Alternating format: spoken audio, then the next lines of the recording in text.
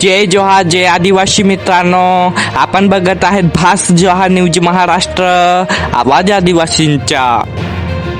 नंदुरबार जिल्ह्यातील शहादा तालुक्यातील टोकी ग्रामपंचायतीत कथित भ्रष्टाचार प्रकरणाने आता गंभीर वळण घेतलं आहे. ग्रामपंचायत टोकीचे उपसरपंच श्री दिलीप नबू मुसर्दे यांनी ग्रामपंचायतीत विविध विकास कामे आणि शासकीय निधीच्या खर्चांमध्ये मोठ्या प्रमाणावर अनियमितता झाल्याचा आरोप करत विभागीय आयुक्त कार्यालय नाशिक येथे आमरण उपोषण सुरू केले आहे. उपसरपंच दिलीप मुसर्दे यांनी दिलेल्या निवेदनानुसार सन 2022 पासून ग्रामपंचायत टोकी येथे 15वा वित्त आयोग, पेसा निधी, ग्राम निधी, पाणी पुरवठा योजना, दलित वस्ती योजना, ठक्कर बापा योजना, जनसुविधा योजना तसेच इतर विविध योजना अंतर्गत झालेल्या खर्चांची सखोल चौकशी करण्यात यावी अशी मागणी करण्यात आली आहे. निवेदनात सरपंच आणि ग्रामसेवक यांनी संगनमत करून अनेक कामांमध्ये भ्रष्टाचार केल्याचा आरोप करण्यात आला आहे. तसेच ग्रामपंचायतीतील सदस्य व उपसरपंच यांना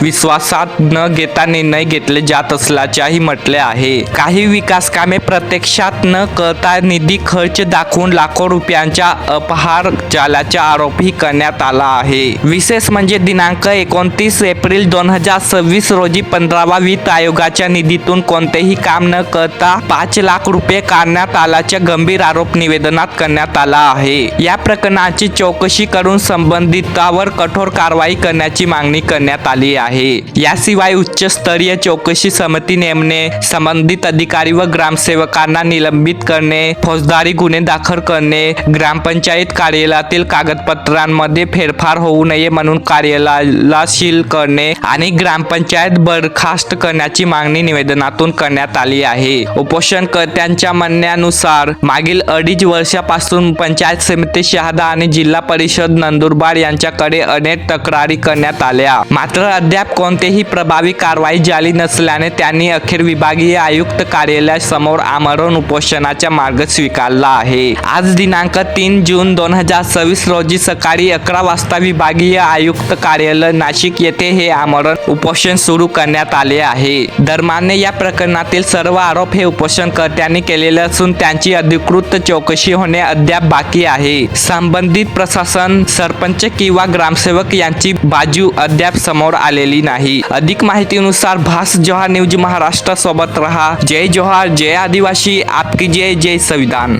मुसर्दे, उपसरपंच टोकी, तालुका शहादा, जिल्हा नंदुरबार. दिनांक 29/4/2025 रोजी जी ग्रामपंचायत टोकीची चौकशी करण्यात आली, त्या चौकशीमध्ये चौकशी करणारा विस्तार अधिकारी मनोज आर देव हा विकला गेला व ती चौकशी दाबून टाकली.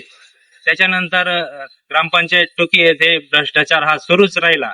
अनेक वेळे मी प्रशासनास पत्र देऊन तक्रारी केली, पण प्रशासनाने कोणतीही कारवाई न केली. त्याच्यानंतर एप्रिल महिन्यात 5 लाख रुपये न काम करता सरपंच व ग्रामसेवक यांनी काढून घेतले. तसेच पेसा समिती ही कोटी ग्रामसभा दाखवून पेसा सदस्य पद हे बदलण्यात आले व पेसामध्येही मोठा भ्रष्टाचार करण्यात आलेला आहे. तरी आज दिनांक 3/6/2026 रोजी मी माननीय आयुक्त कार्यालय नाशिक येथे आमरण उपोषण करत आहे. तरी जोपर्यंत माझ्या मागण्या पूर्ण होत नाही तोपर्यंत मी इथून उठणार नाही. जर माझ्या जीवाला काही बरं वाईट झालं तर याची जिम्मेदारी ही प्रशासनाची राहील, याची नोंद घ्यावी.